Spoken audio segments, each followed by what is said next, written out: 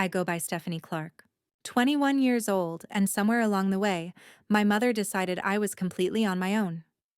Rent falls on your shoulders, Stephanie. You're a grown woman now. Your sister needs our support. She'd told me during one of my brief 15-minute breaks, squeezed between my back-to-back shifts.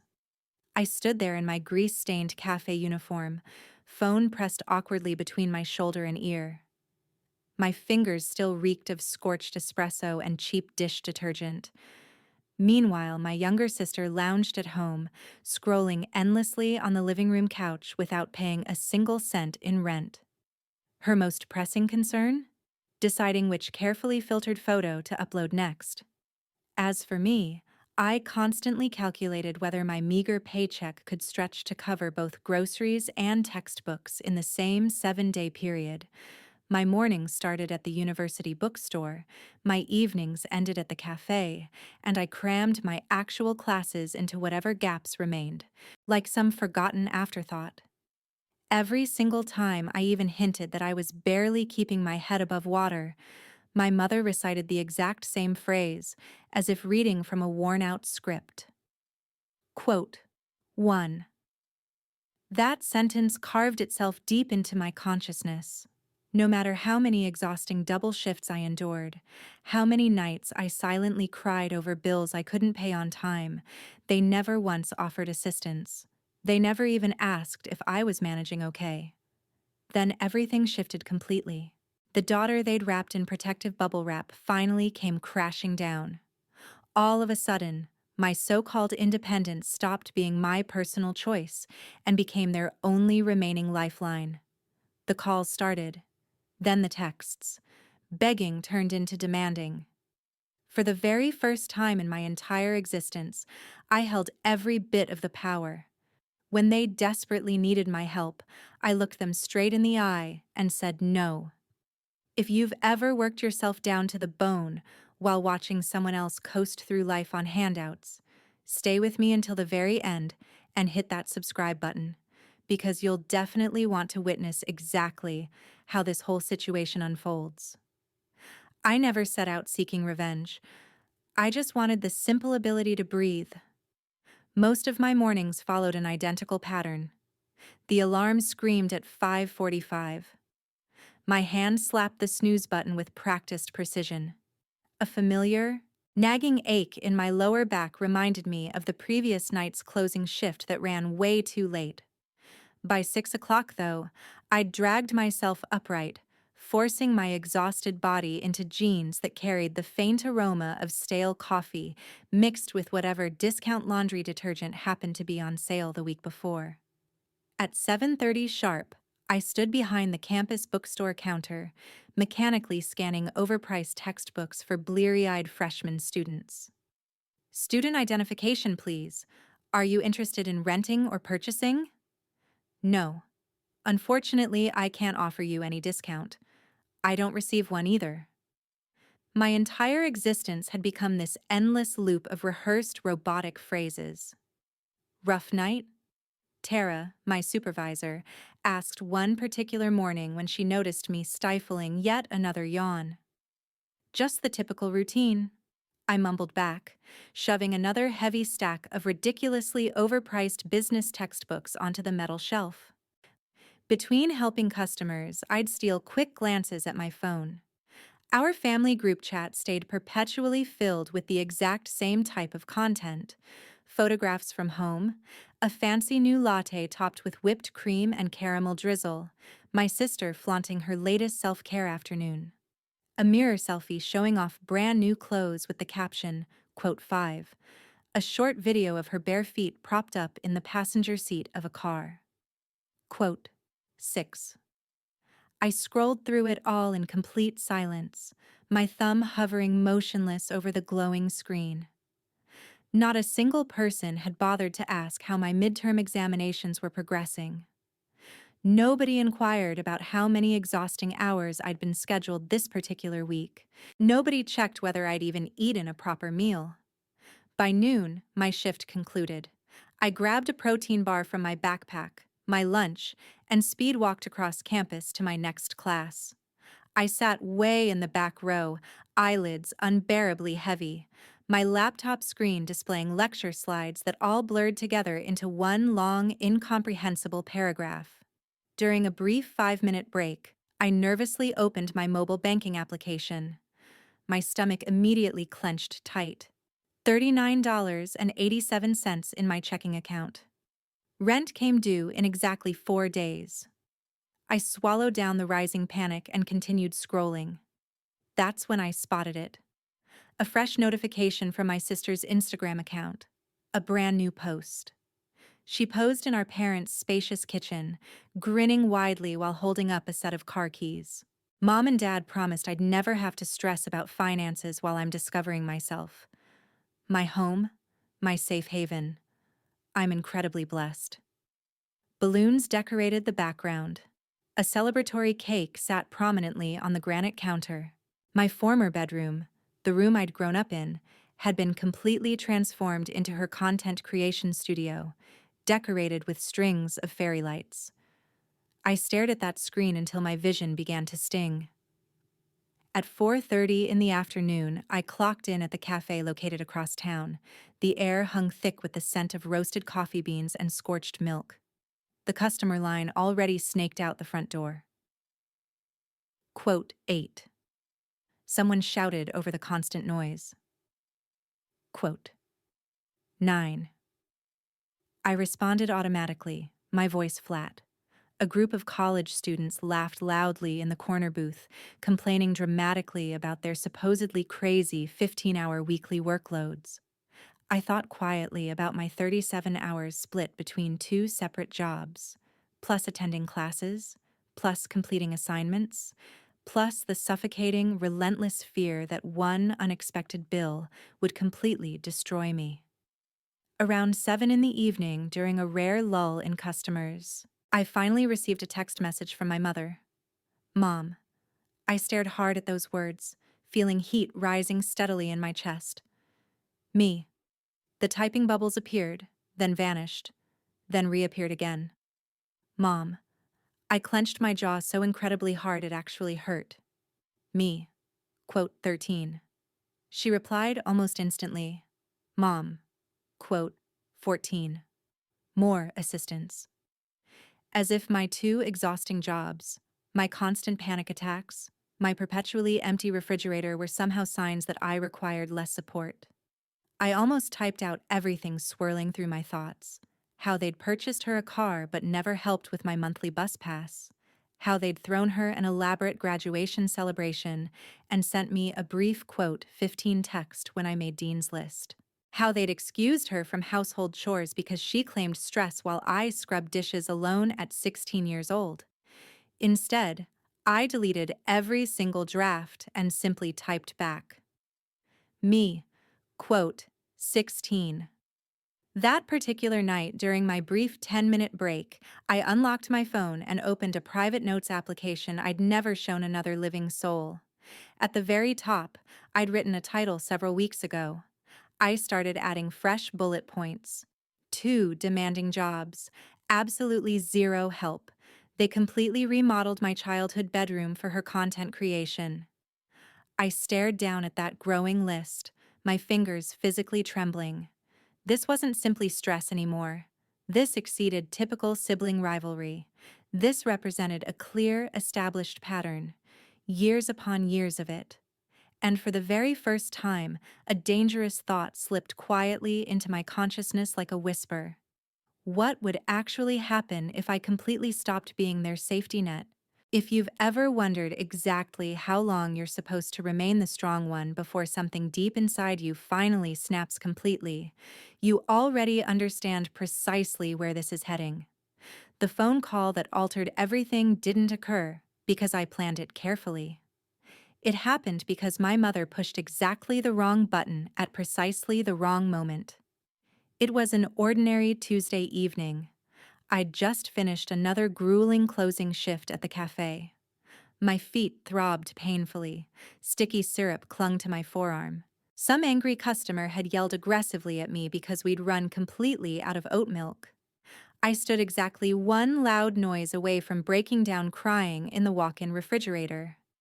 As I stepped outside into the cold night air behind the cafe building, my phone suddenly buzzed. I almost allowed it to roll straight to voicemail. Instead, I pressed accept.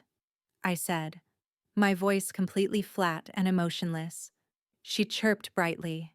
It constantly amazed me how remarkably cheerful she sounded whenever my entire life was falling apart around me. Quote 22. I leaned heavily against the rough brick wall, staring blankly at the dumpster, actively trying not to think about the overwhelming smell. Quote 23. She began enthusiastically. Quote 24. A sharp, high-pitched buzzing filled my ears. I already knew exactly where this conversation was headed. Quote 25. I actually laughed. The sound came out harsher, more bitter than I'd intended. You're seriously asking me to financially contribute to her retreat? I said, genuinely incredulous. I'm currently behind on my rent payment. Oh, don't be so dramatic, she replied dismissively. It's only a couple $100. You can easily pick up an extra shift or two. You always manage somehow. A couple $100. That represented half my monthly rent payment. Mom, I said slowly, carefully. I'm barely surviving as it is. I'm working 2 separate jobs. I'm falling behind on class assignments. I'm literally living off instant noodles. And you're asking me to help finance her little vacation? It's not a vacation, she snapped defensively. It's an opportunity for growth. You got to go away for college. She never received that chance. It's only fair. Fair. My voice rose sharply. You honestly think anything about this situation is fair? The words I'd swallowed down for years started forcing their way violently out. Quote 35. Quote 36. She snapped harshly. Quote 37. There it was again. That exact phrase, like a sharp knife sliding smoothly between my ribs. Heinrich, quote 38. I asked quietly. Quote 39. Silence. Then, quote 40. Quote 41. I cut in sharply. Quote in 42. Quote 43. Quote me in 44. My throat burned painfully. Quote 45. Quote 46. Mom said sharply. Quote 47. Quote 48. I shot back. Quote 49. The silence this time felt heavier, more oppressive. Quote 50's high, she finally said. Quote 51. Quote 52. I said, my voice steady in a way that genuinely scared me. Quote 53. Quote 54. Quote 55. I stated firmly. Quote 56. To quote 57. Mom hissed. Quote 58. To quote 59. I replied, a sharp inhale on the other end, like I'd physically slapped her. If you hang up this phone right now, she said quietly, dangerously, don't expect us to come running when you need something. I almost laughed again. When I needed something, you made absolutely sure I understood I was on my own. I said, I received the message loud and clear years ago. And then I actually did it. I hung up. My thumb hovered over the screen for a brief second afterward. The call-ended notification glared at me accusingly. My heart raced wildly. My hands shook uncontrollably. The narrow alley behind the cafe suddenly felt far too small. I opened my notes app again and added a new line. Tonight, I stopped begging to matter. Was it harsh? Perhaps. Was it long overdue?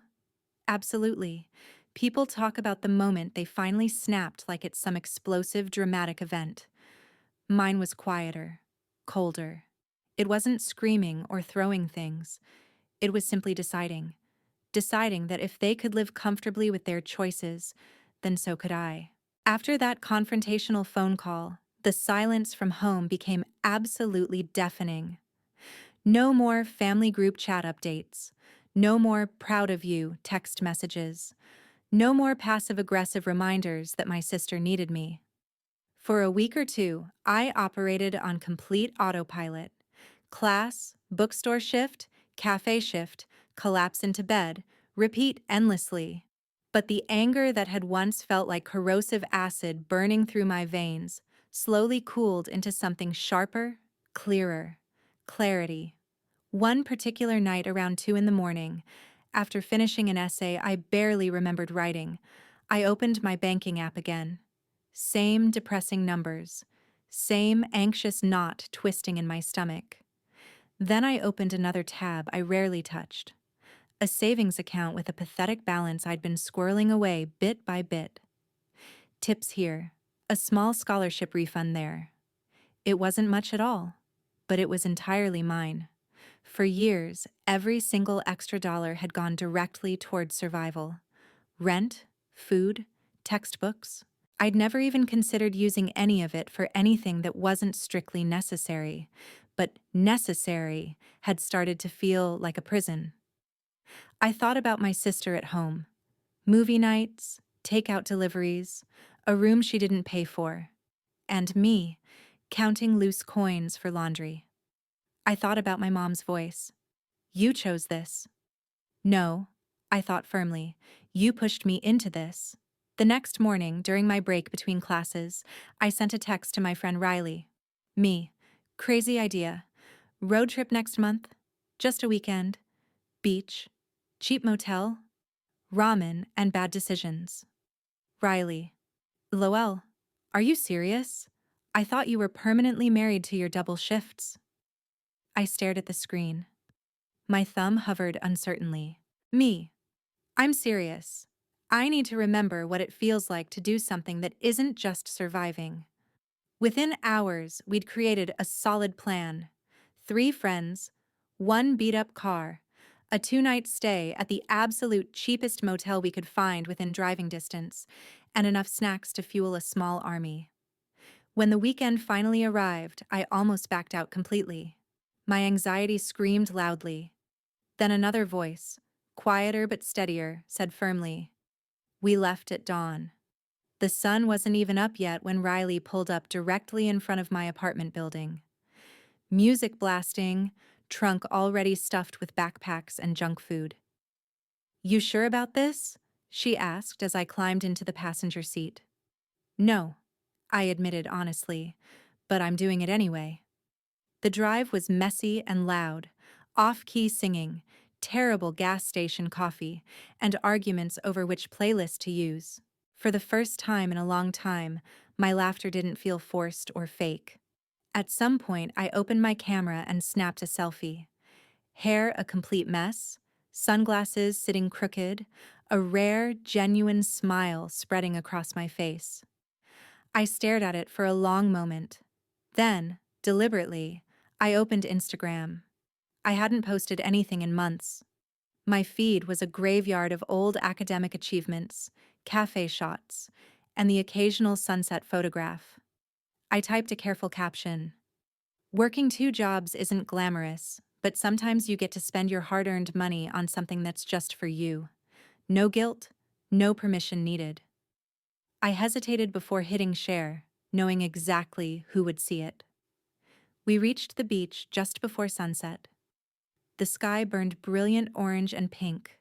The waves sounded loud and relentless. We kicked off our shoes and ran toward the water like excited children. The shock of the cold waves hit my ankles, then my knees. And I laughed, really truly laughed until my chest ached. Later that night, back at the motel, my phone buzzed.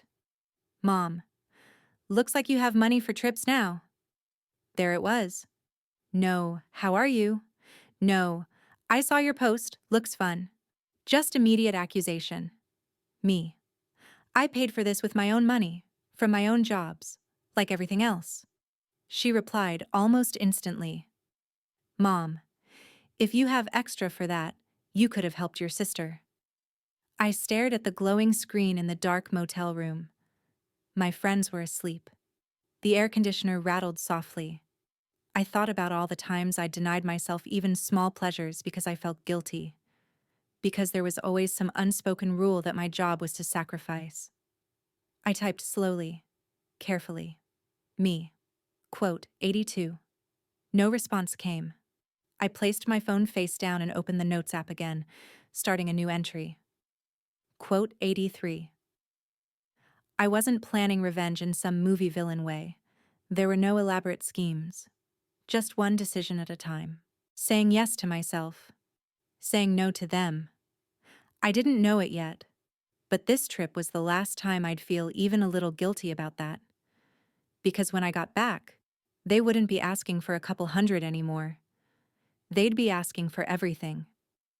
It started with a missed call from my dad, then another, then 3 more. I was sitting in the campus library halfway through annotating an article for class when my phone buzzed for the 5th time in an hour. Same caller identification. Dad. My parents never called me that much. Most of the time, I was an afterthought, an extra on the set of my sister's life. The 6th time, I finally caved and stepped outside. I answered, already tense. His voice sounded different, tired, afraid. I asked, my heart ticking up a notch. There was a pause, then a heavy sigh. He said, Quote 89. Of course it was about her. Quote 90. I asked, my voice flat. He hesitated. I could hear the television in the background, the murmur of my mom's voice. My sister shouting something I couldn't make out clearly. He began. I blinked. He said quickly, Quote 95. Quote 96. I pressed. Quote 97. He admitted. Quote 98. Quote 99. I finished for him. Silence. Quote $100. He said finally. Quote 1001. There it was. The moment the hook had promised. My mom made me work 2 jobs to support myself while my sister lived at home completely rent-free. Now that their golden child was in over her head, suddenly my independence wasn't just a choice, it was a resource. How much is a little while? I asked, my voice icy cold. We were thinking, he cleared his throat nervously. Maybe you could cover a few payments, or co-sign a consolidation loan. Your credit is good, right? You've never missed anything. My chest tightened painfully. You want me to put my name on your mess? I said slowly. On the loans you took out to protect her from consequences you were happy to watch me suffer? Don't put it like that, he said. We were just trying to give her what you had. What I had? I repeated, genuinely stunned. You mean panic attacks over rent? Working between lectures? Eating cereal for dinner because I couldn't afford anything else? You got to go away for college, he insisted. She stayed here. It wasn't fair. Fair? I laughed bitterly. You kicked me out emotionally before I ever left physically. You told me to stand on my own and then acted shocked when I actually did. Now you want to lean on me. Stephanie, we are your parents, he snapped. We raised you. We did our best. Family helps family. There it was again. That convenient slogan they only pulled out when they needed something. Did family help me when I was crying in a bathroom stall because my card got declined for groceries? I shot back. Did family help when I asked if I could move home for 1 semester to save money and Mom said, "We don't have space for you anymore"? That's not fair, he argued. We were adjusting. Your sister needed stability. And I didn't. My voice shook, but I didn't back down. Quote 1 to 22. He tried a different tactic. Quote 1 to 23. He said quietly. Quote 1 to 24. For a second, the old Stephanie flinched, the Stephanie who would have torn herself apart to fix everything. I pictured my sister on that couch, ranting on social media about toxic negativity while I counted tips in the dark. I pictured my mom's texts, guilt-tripping me for daring to take a weekend trip I'd paid for with my own sweat. I pictured the list in my notes app, the years of being the backup daughter. I asked. He repeated. There it was. I took a slow, steady breath. I said. He protested. I challenged. He said weakly. Quote 135. I replied. Quote 136. Quote 137. He asked, his voice cracking. I swallowed hard. I said quietly. I said firmly.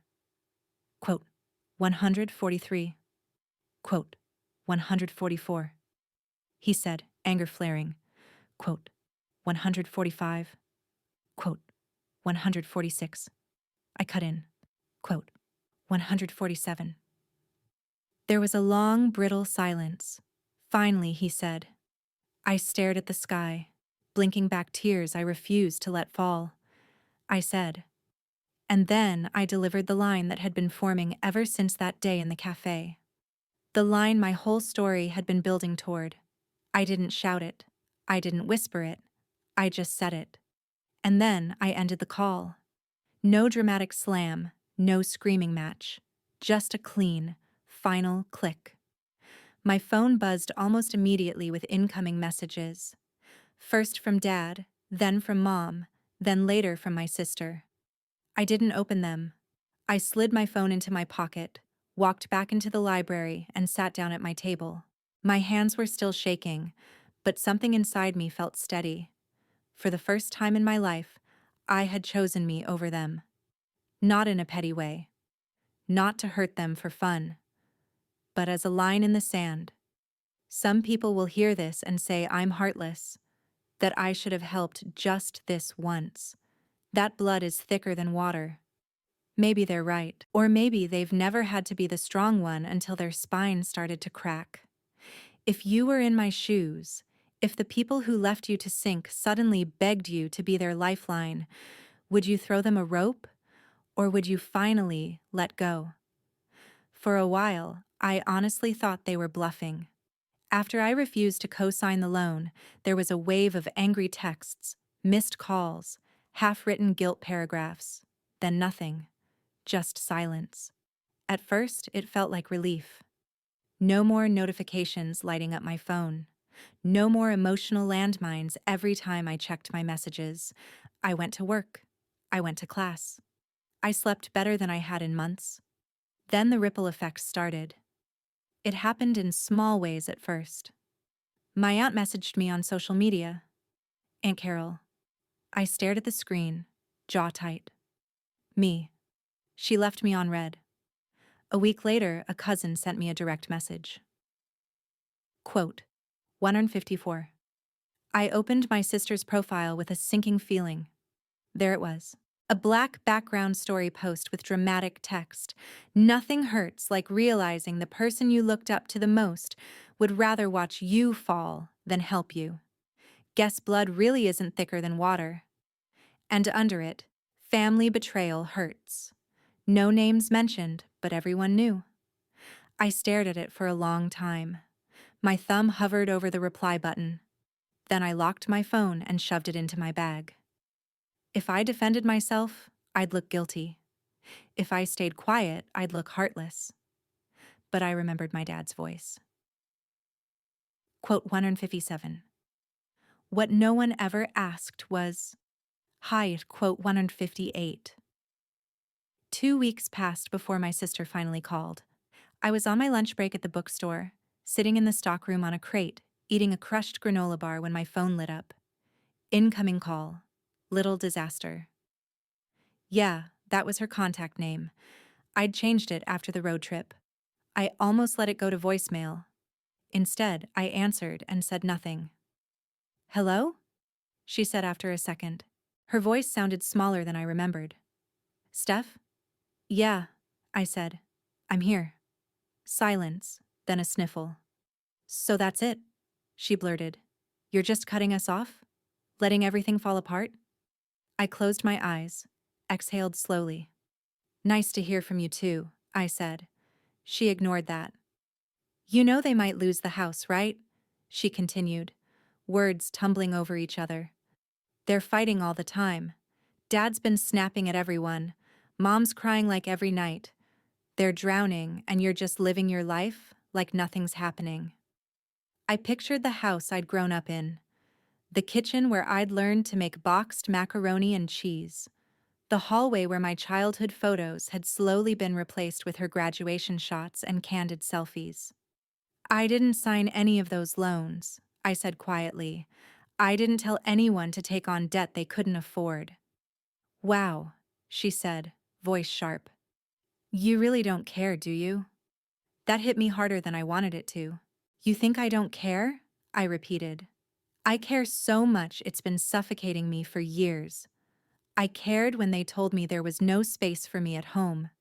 I cared when I had to work 2 jobs to survive while you were on the couch. I cared when I asked for help and they said, "You'll figure it out. You're strong." Her breathing hitched. "I didn't ask them to kick you out," she said, quieter now. "I didn't. I didn't know it was that bad for you." "How would you?" I asked. "Every time something went wrong in your life, they dropped everything. Every time something went wrong in mine, they said, 'We're proud of you for being so independent.'" She went silent. In the background, I heard faint voices. Our parents arguing. A door slamming. My sister's chair squeaking. Quote, 178, she said finally. Quote, 179. Quote, 180, I said. Quote, 181. Quote, 182, she snapped. Quote, 183, I replied. Quote, 184, silence. Heavy, offended, wounded silence. Quote, 85, she whispered. Quote, 186, I repeated. Quote, 187. Quote, 188, she burst out. Quote, 189. Quote, 190, I said. Quote, 191. She sniffed again. Her voice was breaking. Quote, 192, chewed, she said, like it was a death sentence. Quote, 193. There it was. For a moment, the part of me that used to rush in and fix everything stirred. I imagined sending her money, letting her crash on my couch, walking her through budgeting. But another part of me remembered staying late at the cafe because someone had called in sick. Remembered crying in a dark apartment because my card had declined. Remembered begging my mom to let me move home for one semester and hearing, quote, 194. Quote, 195, I said softly. Wada, quote, 196. Quote, 197, she whispered. Quote, 198. I swallowed. Quote, 1999, I said. So quote, 200, she let out a small broken laugh. Quote, 209, she said. That stung. Quote, 292, I answered. Quote, 203. Quote, 204, she repeated. Quote, 205, I said. Quote, 206. She didn't deny it. She couldn't. Quote, 207. Quote, she asked, voice shaking. Quote, 208. Quote, I said. Quote, 209, quote, she muttered. I almost laughed.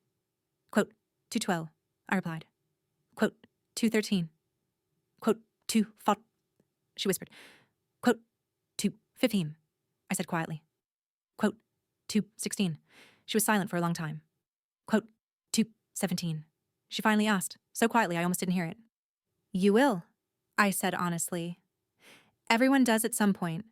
But if I save you now, you'll never learn how to handle failing. You'll just keep expecting someone to fix it for you. She sniffed again. I imagined her wiping her nose with the back of her hand, sitting cross-legged on the bed that used to be mine. Do you still love me? She asked. That broke something in me. Yes, I said without hesitation. But I love me too. And for once, I'm choosing me. I could feel her breathing on the line, like a wounded animal trying to decide whether to bite or collapse. Okay, she whispered finally. Okay. I'll figure it out. I know you can, I replied. You're smarter than they made you believe. They treated you like glass, but you're not. You're just out of practice. She let out a shaky breath. They're going to blame you, she warned, for everything that happens next. I know, I said. They already do. Are you okay with that? She asked. I'm okay with not drowning anymore, I said. If that makes me the bad guy, so be it. We stayed on the line for a few more seconds, breathing. Good luck, I said softly. You too, she replied. When I hung up, I didn't feel triumphant. I didn't feel like some mastermind who'd pulled off the perfect revenge. I felt heavy, sad, relieved, guilty, free. No one tells you that setting boundaries can feel worse than letting people walk all over you. at least at first. But which pain would you rather live with? The pain of being hated for protecting yourself, or the pain of endlessly betraying yourself to be loved? If you were me, which one would you pick? Months passed. Rent still came due. I still worked both jobs. But something had shifted. For the first time, I wasn't waiting for my phone to light up with demands disguised as family check-ins. When my parents did text, it was short, stiff, and usually about logistics, insurance information, a piece of mail, some distant relative's birthday. I answered when necessary. Nothing more. I heard about what was happening at home through other people. Our aunt complaining about how my parents had to sell their second car. A cousin mentioning that my sister had picked up a job at a clothing store in the mall. The news that shocked me most came from a mutual friend who still lived in our hometown. Quote, 236. She texted. Quote, 237. I stared at that message for a long time. Part of me wanted to swoop in and fix it, send her a template, edit her resume, coach her through the interview. The habit of being the responsible one doesn't die easily. Instead, I put my phone down and opened my laptop to work on a scholarship application. For me, one rainy afternoon, my phone buzzed with a message that made my stomach drop. Little disaster. I'm going to be near your campus tomorrow. Can we talk in person? I stared at it, heartbeat pounding in my ears. In person meant no easy exit. No, my battery is dying. No, I have to get back to work. In person meant eye contact, tears, maybe shouting. Maybe worse, silence. But some part of me was tired of fighting ghosts through screens. Me. After my shift at the bookstore, 5 o'clock. There's a coffee place across the street. Her. I'll be there. The next day, I spent my whole shift on edge. Every beep of the scanner grated on my nerves. Every customer felt like they were speaking from underwater. At 4:55, I clocked out, straightened my shirt, and walked across the street. She was already there, sitting at a small table by the window, hands wrapped around a plain black coffee. Plain. No whipped cream. No caramel drizzle. No extra shot with oat milk and 3 pumps of whatever. Just coffee. She looked different. Not dramatically. No shaved head or anything, but there were faint purple smudges under her eyes. And her nails weren't done. Her phone was face down on the table. When she saw me, she stood up, then seemed to think better of it and sat back down. Quote, 243, I said. Quote, 244, she echoed. We stared at each other for a few seconds, two strangers with matching eyes. Quote, 245, she blurted. Quote, 246, I replied. She laughed weakly. Quote, 247, she said, glancing down at her hands. Quote, 248. I sat across from her, my heart doing somersaults.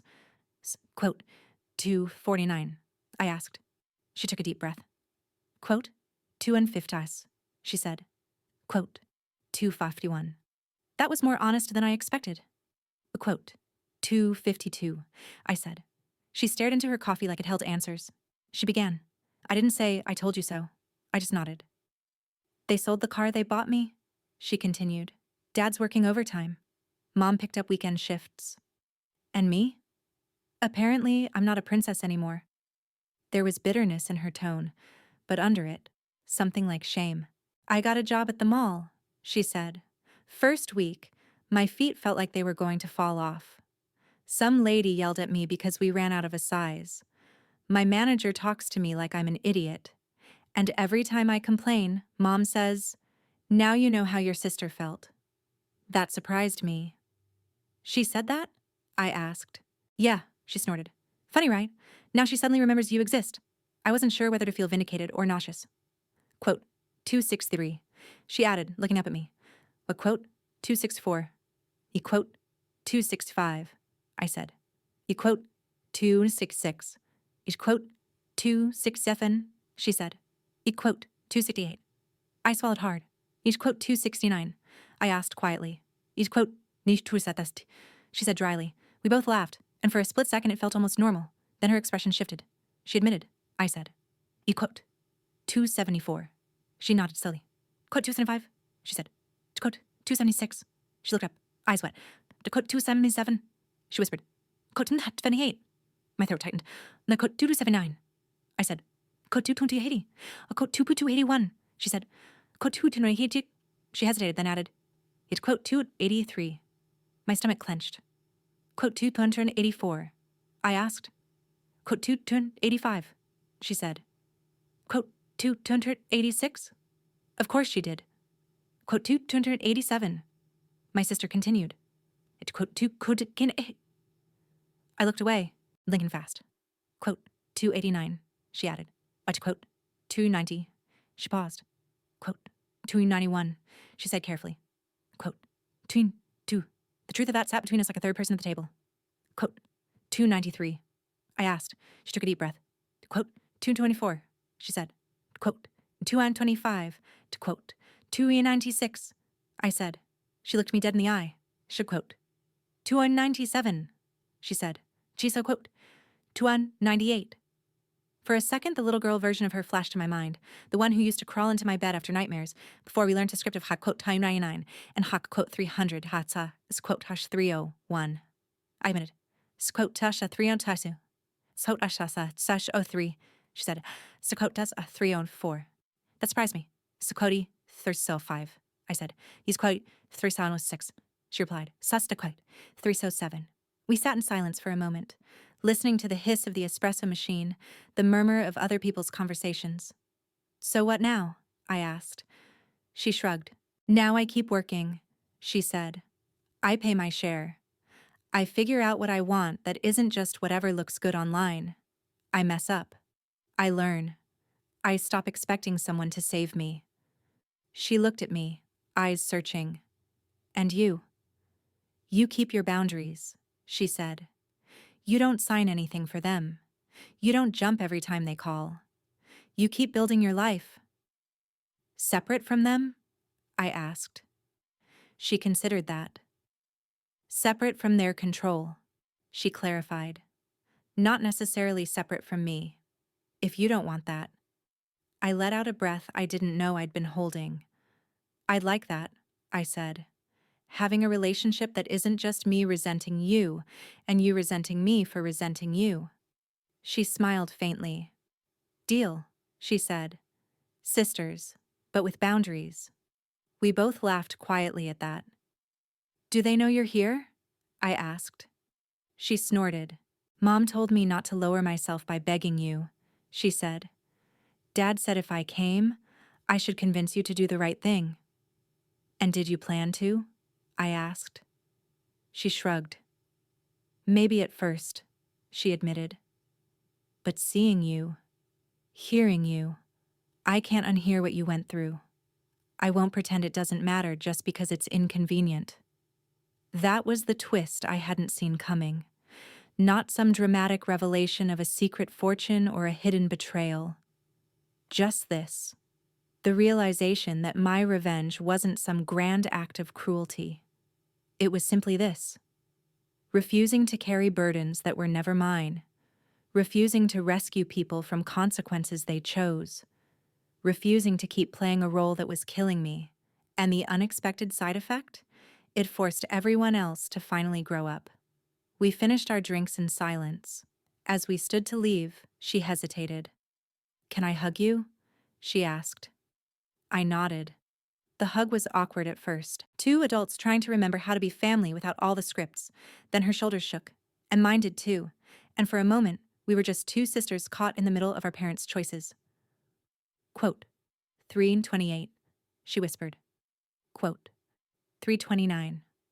Quote, 330, I said. Quote, 331. We pulled apart.